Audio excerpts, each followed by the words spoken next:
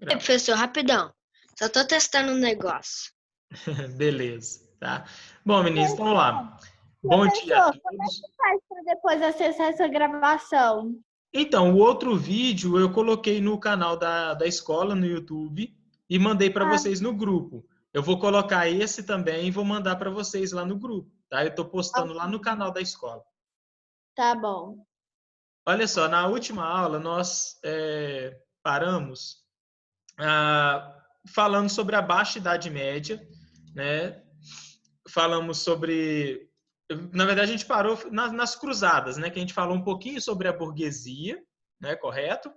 E a gente ia falar agora sobre as cruzadas, que são eventos, são transformações que aconteceram na Idade Média que vão enfraquecer o feudalismo.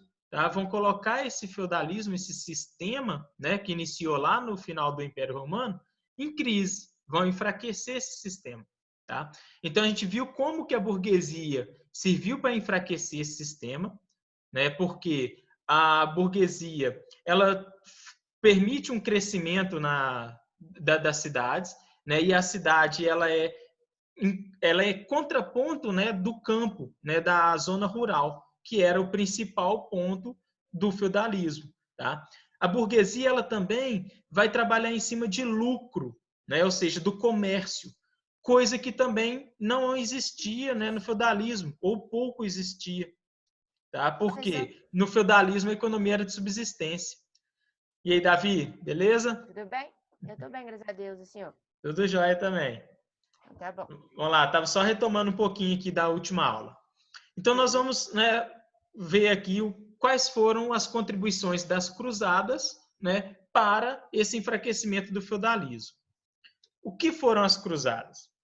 Foram convocadas no século XI, né, mais especificamente em 1096, pelo Papa Urbano II, né, como forma de retomar Jerusalém, né, a Terra Santa, das mãos, né, de quem? Dos turcos otomanos, dos muçulmanos, tá? Que não permitiam mais a peregrinação dos cristãos a Jerusalém. Isso provocou, então, um conflito entre essas duas religiões. Bom, tinha alguns motivos por trás dessas cruzadas, tá? Tinha motivos comerciais. Os comerciantes queriam retomar o controle do mar Mediterrâneo e fazerem comércio com o Oriente Médio. Tá? Então, por isso que eles tinham interesse em financiar, em promover essas cruzadas, porque dessa forma eles, né, teriam o controle desse comércio com o Oriente. Tinha interesses, né, territoriais, porque a Europa, nesse momento, ela já estava toda dividida. Não tinha mais terra sobrando. Então, aqueles nobres secundários, né, o segundo filho dos senhores feudais, eles buscavam no Oriente terras para se tornarem senhores daquelas terras lá no Oriente, já que na Europa eles, né, só se viam obrigados a jurarem fidelidade a um outro senhor. Tá? E nós tínhamos também os motivos religiosos, que eram aquelas pessoas que iam nas cruzadas em busca da remissão dos seus pecados, né? Em busca do perdão dos pecados. Tá? Porque o Papa dizia que quem morresse nas cruzadas, né, teria o alcance, né, dos céus, né? Teria os seus perdões, os seus pecados perdoados, inclusive de outras pessoas também. Tá? Então, são esses três motivos, né, que deram base para essas cruzadas. Então, olha só, os que dela participaram eram chamados cruzados e recebiam indulgência especial, o perdão de seus pecados. Né? Um dos motivos que eu falei com vocês. Foram 8 cruzadas oficiais. Outras ocorreram de caráter particular e não foram reconhecidas pela igreja. Então, olha só, de reconhecimento pela igreja, foram 8, tá?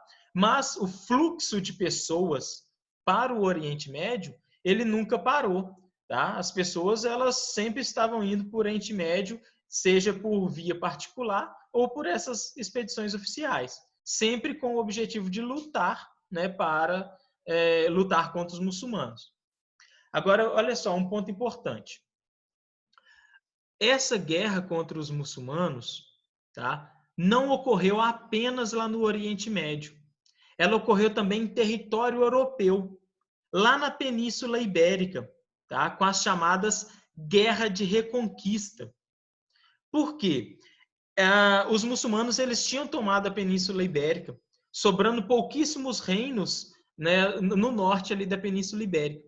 E com essas guerras de reconquista, que também é uma forma de cruzada, os europeus conseguiram expulsar os muçulmanos ali da Europa.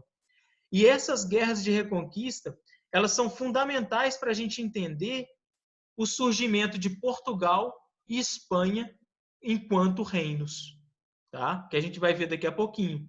Tá? Mas então a fundação de Portugal e Espanha está associada às guerras de reconquista, à expulsão dos muçulmanos, né, a expulsão dos muçulmanos dentro do território europeu, lá na Península Ibérica.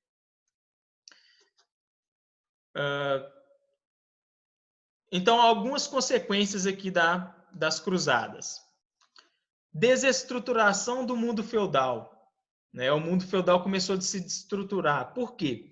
Muitos nobres morreram nas cruzadas. Tá? Então, com isso, as suas terras ficaram, né, de volta para os reis. Né? Os reis que tinham doado aquelas terras para os senhores feudais pegaram essas terras de volta, já que esses nobres tinham morrido. Tá? Contato entre europeus, né, e os muçulmanos.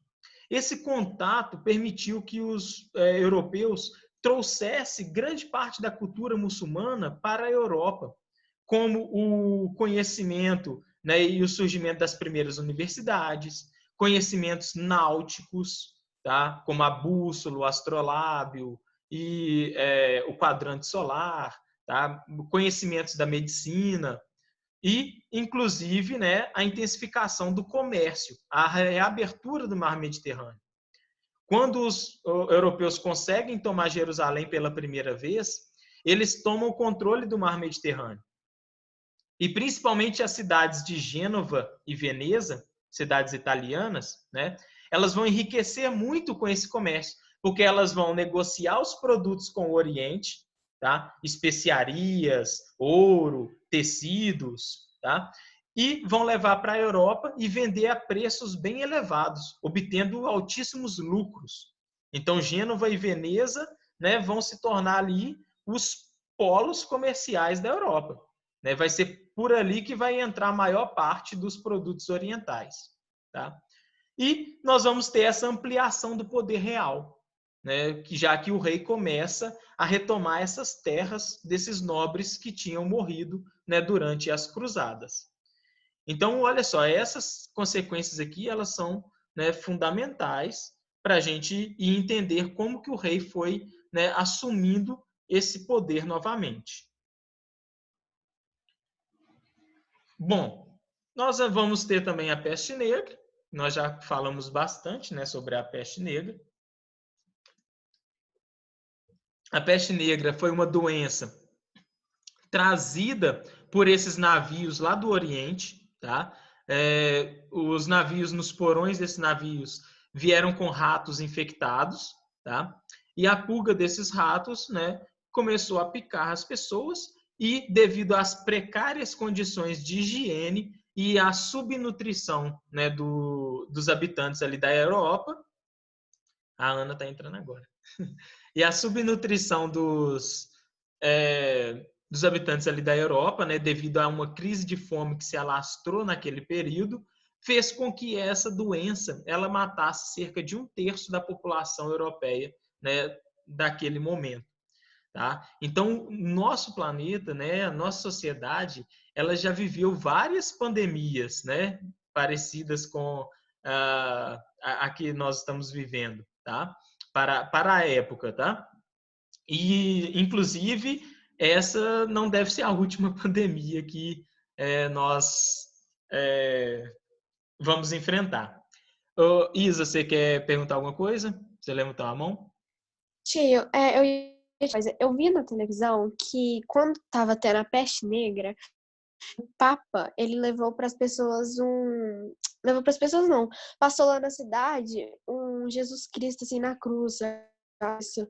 E aí, eles falaram que isso que curou a peste negra. Aí eu vi que eles estão passando de novo isso lá na Itália, eu acho, para curar a coronavírus, né? Uhum. Inclusive, essa mesma cruz, né, que foi passada nessa cidade, né, está lá no Vaticano, na porta, né, da Basílica de São Pedro, tá? E eles realmente, se eu não me engano, foram 15 dias de peregrinação, tá? Com essa cruz que deram a volta na cidade, e após essa peregrinação, eles, né, disseram que a peste tinha sido afastada da cidade. Aí, Essa né, mesma cruz até hoje. foi a mesma cruz até hoje, Tá tá? doido, então tem Inclusive essa Eu vi mesma que ela pegou fogo. isso, inclusive essa mesma cruz, ela estava numa igreja que pegou fogo e ela mesmo, né, estava intacta quando eles entraram na igreja, né? Diz que é uma cruz assim bem milagrosa, é uma cruz com Jesus Cristo crucificado, tá? Agora, né, vai da fé das pessoas, tá?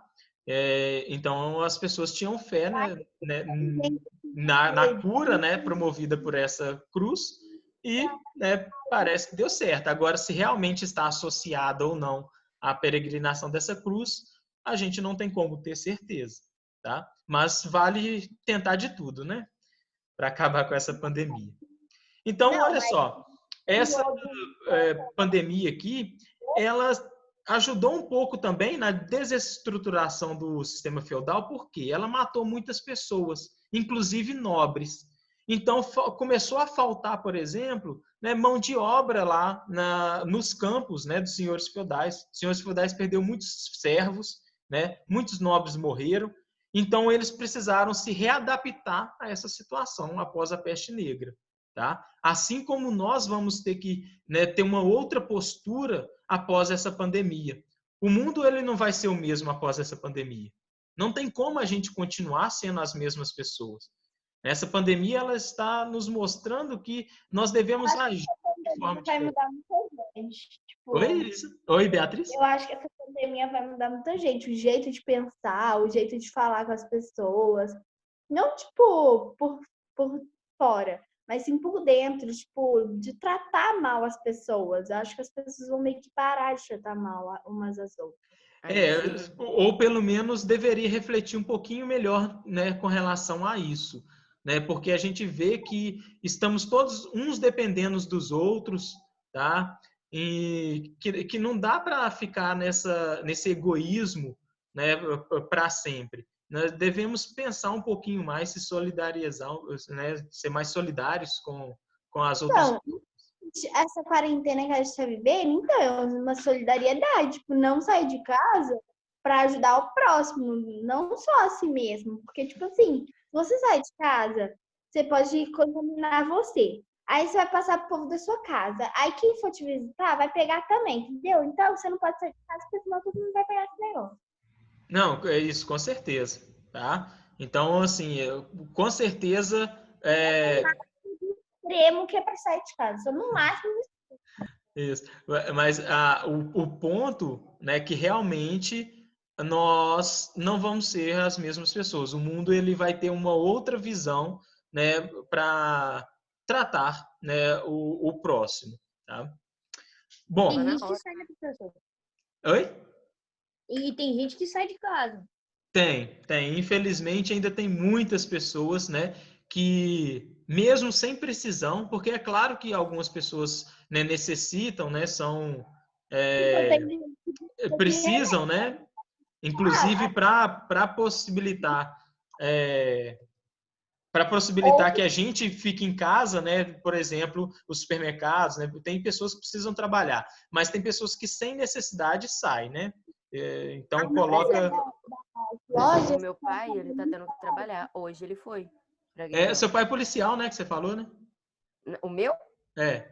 Não, meu pai é engenheiro mecânico. Ah, sim. Mas... Hoje ele teve que ir pra Gerdau. Tinha chance de uns aparelhos explodir, esses negócios, e ele é responsável por isso. Entendi. Então não dava para fazer um home office, né? Então, infelizmente, ele teve que sair. Então, tem algumas pessoas que têm que sair, né? Mas Foi só esses dias, porque, por exemplo... Tem que sair no máximo do extremo. Tá faltando, farinha de trigo. Aí, tipo, você não vai no mercado só pra comprar farinha de trigo. Você tem que deixar. Pois é. E quem pode trabalhar em casa, né, que trabalhe, né, igual a gente, tá? Meu pai estava trabalhando, só que hoje, infelizmente, foi bem necessário mesmo. Uhum. Então, Mas você... enquanto deu para ele Tio. trabalhar, ele ficou, né, depois. Uhum. Oi, Isa. A minha tia, ela trabalha no banco e ela tá tendo que trabalhar sempre.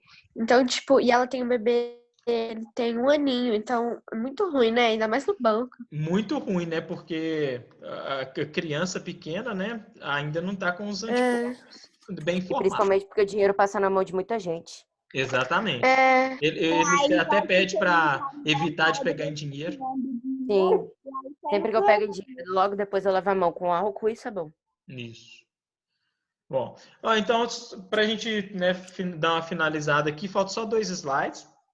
Né? Um outro ponto importante aqui é a Guerra dos 100 Anos. Tá?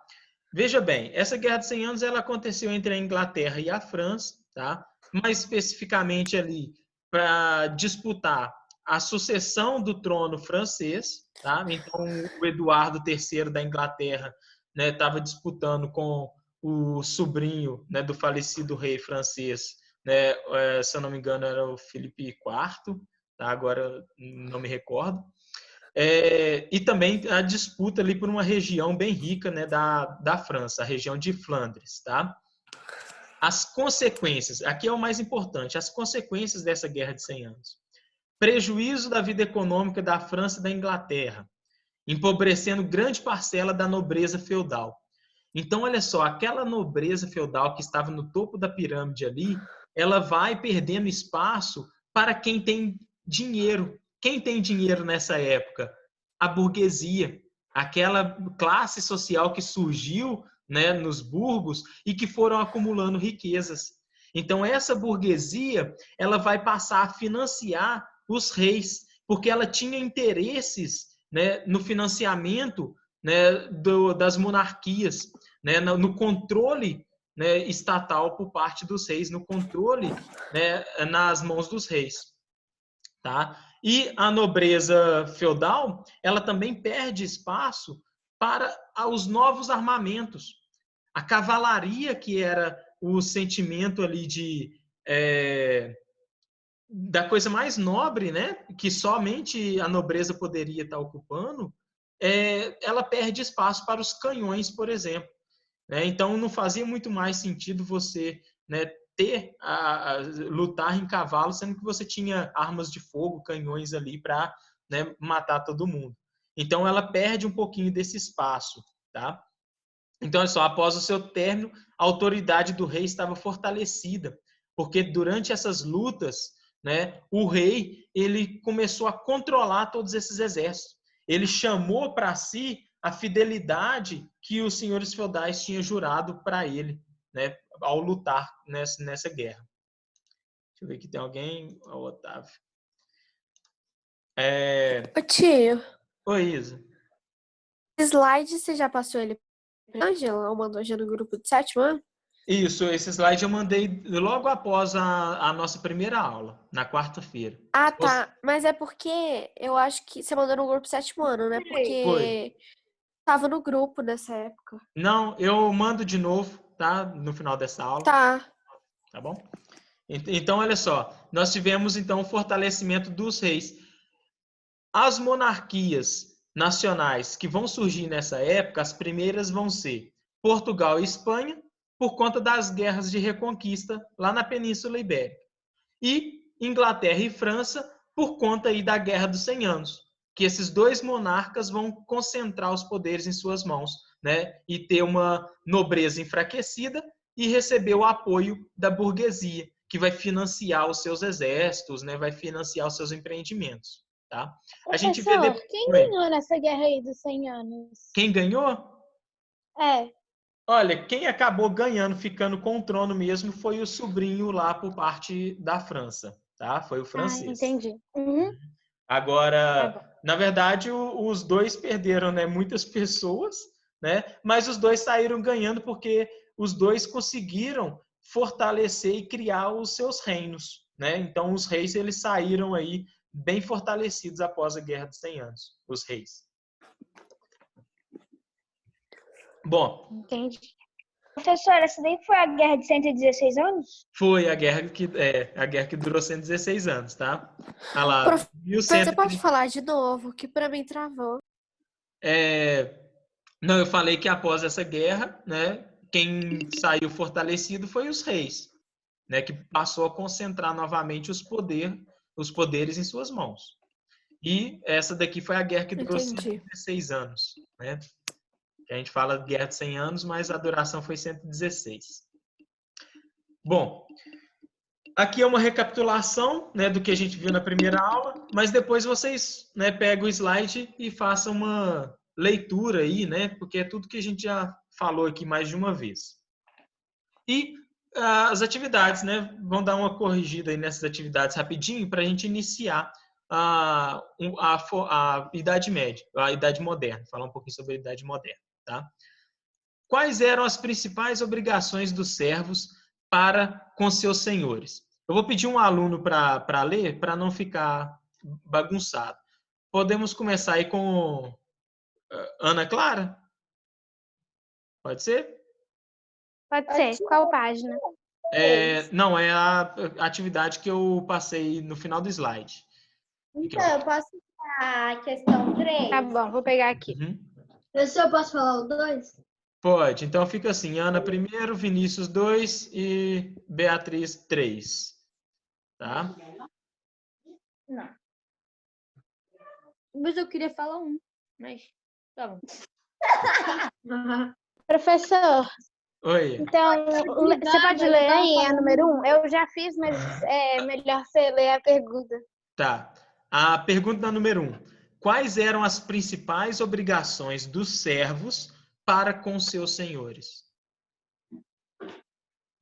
Eu coloquei servir eles quando tiver alguma guerra, né? Uhum. Pagar a talha, as corveiaços, eu acho, não sei, e banalidades. Isso, correto, tá? Então, confere aí os outros alunos, né? Se está mais ou menos, né, desse jeito, tá? As obrigações que os servos tinham para com seus senhores eram várias, tá? Como trabalhar em suas terras sem receber por isso, que era a chamada da corvéia, entregar parte da sua produção, que era a talha, e pagar para utilizar os equipamentos, né, do feudo, Minha resposta está meio diferente. que eram as banalidades. Pode ler, Beatriz. As obrigações dos servos eram resumos, taxas, definições. Eram obrigados a pagar as taxas em forma de trabalho e mercadoria. Tá. Não, é isso mesmo. Você só não colocou o nome. Porque, olha só, são taxas em forma de trabalho, né? E em forma de mercadoria, ou seja, da sua produção. Tá? Mas eu coloquei cultivar e plantar comidas encarregados sem ganhar dinheiro. Assim. Também era uma das taxas, né? Você não colocou todas, mas uma das taxas era essa. Encarregado de né, passar a parte da sua produção. Bom, podemos ir para 2? Pode. Então lá. Quais são as origens da formação do feudalismo? Vinícius. Quando o sistema escravista de produção no Império Romano entrou em crise com os ataques germânicos. Exatamente, né? As origens, né, do sistema... Quando o Império Romano estava em crise? Quando o Império Romano, ele cai, né, é derrubado, desfragmentado, e nós temos as origens das tradições germânicas e romanas, da mistura desses dois povos, né, que fragmentam o Império Romano. Então, ó, o feudalismo tem suas origens no final do Império Romano, com práticas das tradições germânicas, o comitatus e o benefício, né? O comitatus era o juramento de fidelidade e o benefício aquilo que eles recebiam por essa fidelidade, e romanas, né?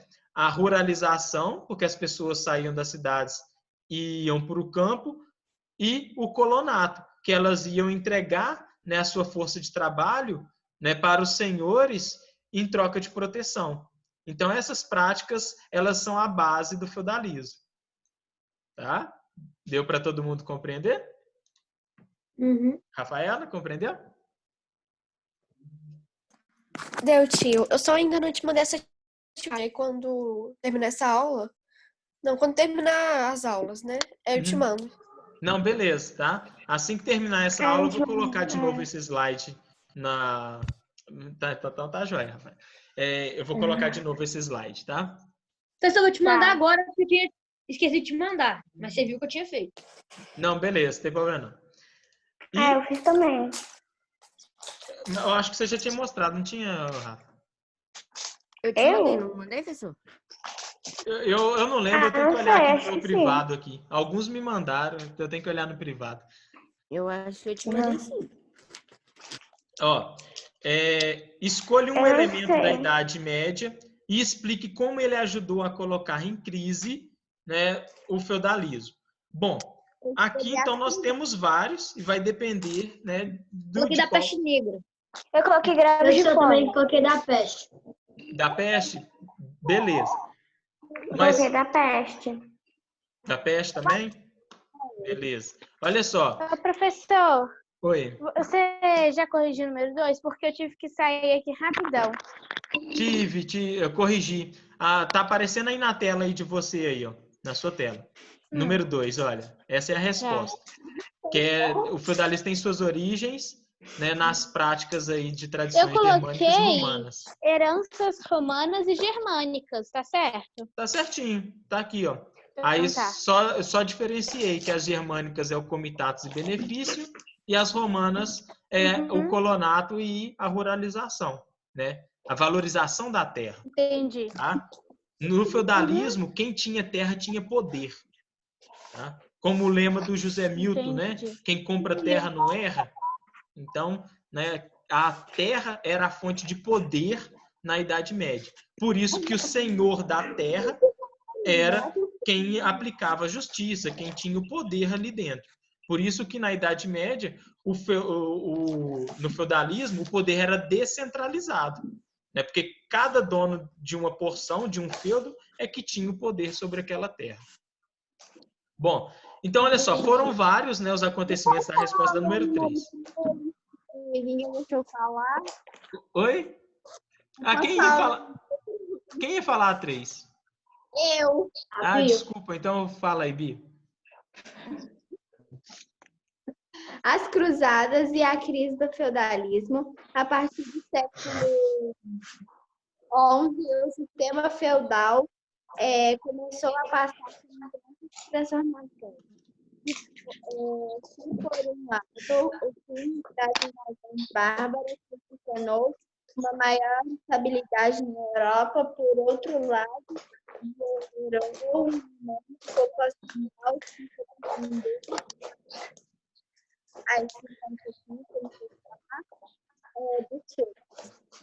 eu escutei só um pouco aí, mas você falou das cruzadas e tá certo, tá?